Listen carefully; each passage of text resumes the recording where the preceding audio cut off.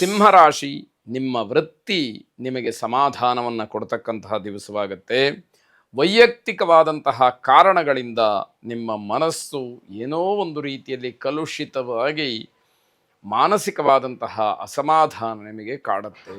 ಏನೋ ಸಮಸ್ಯೆ ಆಗ್ತಾ ಇದೆ, ಏನು ಅಂತ ಹೇಳ್ಕೊಳ್ಳೋಕೆ ಗೊತ್ತಾಗ್ತಾ ಇಲ್ಲ, ಅನುಭವಿಸೋಕ್ಕೂ ಕಷ್ಟ ಆಗ್ತಾ ಇದೆ. ಇಂತಹ ಪರಿಸ್ಥಿತಿಯಲ್ಲಿ ನೀವು ಒದ್ದಾಡ್ತಾ ಇದ್ದೀರಿ ಅಂತ ಅರ್ಥ. ನಿಮ್ಮಿಂದ ಅವಮಾನಕ್ಕೊಳಗಾದವರು ನಿಮ್ಮನ್ನು ಅವಹೇಳನವನ್ನು ಮಾಡುವಂತಹ ಸಾಧ್ಯತೆ ಇದೆ. ಯಾರಿಗೆ ನಿಮ್ಮಿಂದ ಮರ್ಯಾದೆ ಹೋಗಿರುತ್ತೋ ಅಂಥವರು ನಿಮ್ಮ ಮರ್ಯಾದೆಯನ್ನು ಕೂಡ ಕಳೆಯುವುದಕ್ಕೆ ಪ್ರಯತ್ನವನ್ನು ಮಾಡ್ತಾ ಇರ್ತಾರೆ ಅನ್ನುವಂಥದ್ದು ನಿಮ್ಮ ಗಮನದಲ್ಲಿ ಇರಲಿ. ನಿಮ್ಮ ವ್ಯಕ್ತಿತ್ವವನ್ನು ಬೇರೆಯವರ ಜೊತೆಯಲ್ಲಿ, ಬೇರೆಯವರ ವಿಷಯಕ್ಕಾಗಲಿ ಹೋಲಿಕೆಯನ್ನು ಖಂಡಿತವಾಗಿ ಮಾಡಿಕೊಳ್ಬೇಡಿ. ನೀವು ನೀವೇ ಅನ್ನುವಂಥದ್ದು ಮನಸ್ಸಿನಲ್ಲಿ ಇರಲಿ. ನಿಮ್ಮ ಕೋಪ ನಿಮಗೆ ತೊಂದರೆಯನ್ನು ಮಾಡ್ಬೋದು. ಆ ರೀತಿಯ ಸಾಧ್ಯತೆಗಳು ಹೆಚ್ಚಾಗಿದೆ. ನೀವು ಅದನ್ನು ಜ್ಞಾಪಿಸ್ಕೊಂಡು ಸರಿಯಾದಂತಹ ರೀತಿಯಲ್ಲಿ ನಡೆಕೊಂಡು ನೀವು ಮುಂದೆ ಹೋಗಬೇಕಾದಂಥದ್ದು ಬಹಳ ಮುಖ್ಯವಾಗುತ್ತೆ.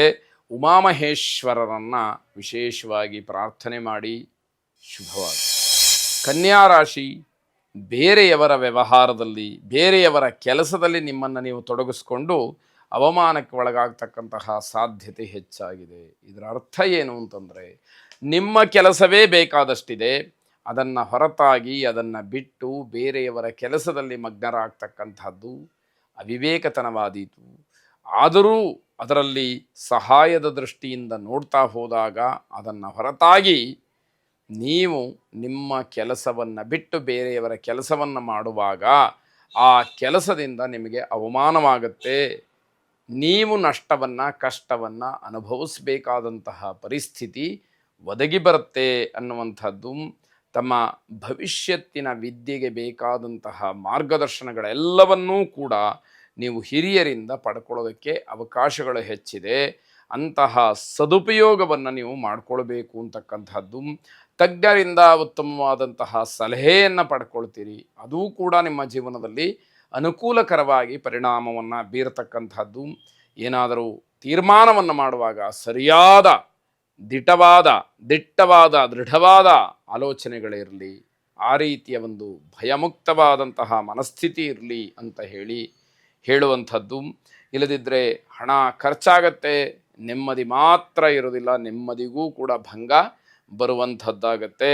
ಸರಸ್ವತೀ ದೇವಿಯನ್ನು ವಿಶೇಷವಾಗಿ ಪ್ರಾರ್ಥನೆ ಮಾಡಿ. ಸರಸ್ವತಿ ನಮಸ್ತುಭ್ಯಂ ವರದೇ ಕಾಮರೂಪಿಣಿ ವಿದ್ಯಾರಂಭಂ ಕರಿಷ್ಯಾಮಿ ಸಿದ್ಧಿರ್ಭವತು ಮೇ ಸದಾ ಎಂಬ ಪ್ರಾರ್ಥನೆ ನಿಮ್ಮದಾಗಿರಲಿ. ವಿದ್ಯಾ ಪ್ರತಿಬಂಧಕ ದೋಷವಾಗಲಿ ಅಥವಾ ಯಾವುದಾದರೂ ಆಲೋಚನೆ ಮಾಡಿದಂತಹ ಕೆಲಸಗಳಿಗೆ ವಿದ್ಯಾವಂತರಿಂದ ಅಡ್ಡಿಯಾಗತಕ್ಕಂತಹದ್ದೇನಾದರೂ ಇದ್ದರೆ ಅದಕ್ಕೋಸ್ಕರವಾಗಿ ಸರಸ್ವತಿಯ ಮುಂದೆ ನಿಂತು ಸರಸ್ವತಿ ನಮಸ್ತುಭ್ಯಂ ವರದೇ ಕಾಮರೂಪಿಣಿ ವಿದ್ಯಾರಂಭಂ ಕರಿಷ್ಯಾಮಿ ಸಿದ್ಧಿರ್ಭವತು ಮೇ ಸದಾ ಎಂಬ ಪ್ರಾರ್ಥನೆ ನಿಮ್ಮದಾಗಿರಲಿ. ಶುಭವಾಗಿ. ತುಲಾರಾಶಿ, ಇದ್ದಕ್ಕಿದ್ದ ಹಾಗೆ ಅನಿವಾರ್ಯವಾಗಿ ಪ್ರಯಾಣವನ್ನು ಬೆಳೆಸಬೇಕಾದಂತಹ ಪರಿಸ್ಥಿತಿ ಬರುತ್ತೆ. ಯಾವುದೋ ಒಂದು ಕರೆ ನಿಮ್ಮನ್ನು ಆ ರೀತಿ ಆಹ್ವಾನವನ್ನು ಮಾಡುತ್ತೆ, ಆಕರ್ಷಣೆಯನ್ನು ಮಾಡುತ್ತೆ. ಅನಿವಾರ್ಯವಾಗಿ ನೀವು ಪ್ರಯಾಣಕ್ಕೆ ಸಿದ್ಧವಾಗಬೇಕಾದಂಥದ್ದು. ವಿದ್ಯಾರ್ಥಿಗಳಿಗೆ ಅತಿ ಮುಖ್ಯವಾದಂತಹ ದಿವಸವಾಗಿ ಪರಿಣಮಿಸುತ್ತೆ. ನೀವು ಯಾವುದಾದ್ರೂ ಕಾಂಪಿಟೇಟಿವ್ ಎಕ್ಸಾಮ್ಸೋ ಅಥವಾ ಬೇರೆ ಇನ್ನೇನಾದರೂ ನಿಮ್ಮ ಅಪೇಕ್ಷೆಗೆ ವಿದ್ಯಾರ್ಥಿ ಜೀವನಕ್ಕೆ ಅನುಗುಣವಾಗಿ ಅಂದುಕೊಂಡಿದ್ದರೆ ಆ ಕೆಲಸದ ಕರೆ ಇವತ್ತು ನಿಮಗೆ ಬರಬಹುದು ಅನ್ನುವಂಥದ್ದಾಗತ್ತೆ. ಬೇರೆಯವರ ಸಹಾಯಕ್ಕೆ ಪ್ರಯಾಣ ಮಾಡುವಾಗ ಸ್ವಲ್ಪ ಎಚ್ಚರಿಕೆ ಇರಲಿ. ನಿಮ್ಮ ಉದ್ದೇಶವೇನೋ ಒಳ್ಳೆಯದು, ಆದರೆ ಪರಿಸ್ಥಿತಿ ವಿಕೋಪವಾದಾಗ ತೊಂದರೆಯನ್ನು ಅನುಭವಿಸಬೇಕಾಗತ್ತೆ. ಮುಂದೆ ಅವರಿಂದಲೇ ಅವಮಾನಗಳು ಆಗತಕ್ಕಂತಹ ಸಾಧ್ಯತೆ ಇರುವಂಥದ್ದು.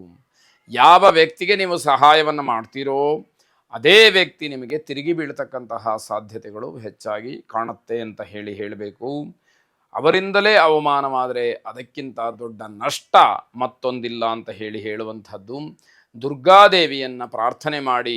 ಜಯಂತಿ ಮಂಗಲಾಕಾಲಿ ಭದ್ರಕಾಲಿ ಕಪಾಲಿನಿ ದುರ್ಗಾ ಕ್ಷಮಾ ಶಿವ ಧಾತ್ರಿ ಸ್ವಾಹ ಸ್ವಧಾ ನಮೋಸ್ತುತೆ ಎಂಬ ಪ್ರಾರ್ಥನೆ ನಿಮ್ಮದಾಗಿರಲಿ. ಶುಭವಾಗಿ. ವೃಶ್ಚಿಕ ರಾಶಿ, ನಿಮಗಿರತಕ್ಕಂತಹ ಅನುಕೂಲವನ್ನು ನೋಡಿ ನಿಮಗೆ ಅಹಂಕಾರ ಹೆಚ್ಚಾಗ್ತಕ್ಕಂತಹ ದಿವಸ. ನಿಮಗೆ ಗೊತ್ತಿಲ್ಲದೇ ನೀವು ಬೆಳೆದು ಬಿಟ್ಟಿರ್ತೀರಿ. ಅಹಂಕಾರವೂ ಕೂಡ ನಿಮ್ಮ ಜೊತೆಯಲ್ಲಿಯೇ ಬೆಳೀತಕ್ಕಂಥದ್ದಾಗತ್ತೆ. ಅದನ್ನು ಮಾನಸಿಕವಾಗಿ ಸ್ವಲ್ಪ ಮಟ್ಟಿಗೆ ಕಡಿಮೆ ಮಾಡಿಕೊಳ್ಬೇಕು. ಬೇರೆಯವರನ್ನು ನೋಡಿದಾಗ ನಮ್ಮ ಶ್ರೀಮಂತಿಕೆ ಏನೇ ಇರಲಿ, ಅಲ್ಲಿ ಕೆಲಸ ಮಾಡುವಂಥದ್ದು ವಿಧೇಯತೆ. ಅಂತಹ ವಿಧೇಯಕರಾಗಿ ನೀವು ನಿಮ್ಮ ಕರ್ತವ್ಯವನ್ನು ಮಾಡಬೇಕಾದಂಥದ್ದಿರುತ್ತೆ. ಸಾಯಂಕಾಲದ ಹೊತ್ತಿಗೆ ಒಳ್ಳೆಯ ಸುದ್ದಿಯನ್ನು ಕೇಳ್ತೀರಿ, ಮನಸ್ಸಿಗೆ ಸಮಾಧಾನ ಸಿಕ್ಕುವಂಥದ್ದಾಗತ್ತೆ. ನಿಮ್ಮ ಮಾತಿನಿಂದ ಬೇರೆಯವರ ವೈಯಕ್ತಿಕವಾದಂತಹ ವಿಚಾರಕ್ಕೆ, ವೈಯಕ್ತಿಕವಾದಂತಹ ವರ್ಚಸ್ಸಿಗೆ ಧಕ್ಕೆ ಬರ್ತಕ್ಕಂಥದ್ದಾಗತ್ತೆ. ಎಚ್ಚರಿಕೆಯನ್ನು ವಹಿಸಬೇಕು. ಯಾವಾಗ ನೀವಾಡ್ತಕ್ಕಂತಹ ಮಾತು ಬೇರೆಯವರ ಮೇಲೆ ಮನಸ್ಸಿಗೆ ಪ್ರಭಾವವನ್ನು, ಪರಿಣಾಮವನ್ನು ಬೀರುತ್ತೋ ಅದರಿಂದ ನೀವೊಂದಷ್ಟು ಜಾಗೃತವಾಗಿರಬೇಕಾದಂಥದ್ದು. ನವಗ್ರಹರನ್ನು ಪ್ರಾರ್ಥನೆ ಮಾಡಿ, ಅದರಲ್ಲೂ ವಿಶೇಷವಾಗಿ ಬುಧಗ್ರಹವನ್ನು ಪ್ರಾರ್ಥನೆ ಮಾಡಿ. ಪ್ರಿಯಂಗು ಗುಳಿಕಾಶ್ಯಾಮಂ ರೂಪೇಣ ಪ್ರತಿಮಂ ಬುಧಂ ಸೌಮ್ಯಂ ಸೌಮ್ಯ ಗುಣೋಪೇತಂ ತಂಬುಧಂ ಪ್ರಣಮಾಮ್ಯಹಂ. ಈ ರೀತಿಯಾದಂತಹ ಪ್ರಾರ್ಥನೆ ನಿಮ್ಮದಾಗಿರಲಿ.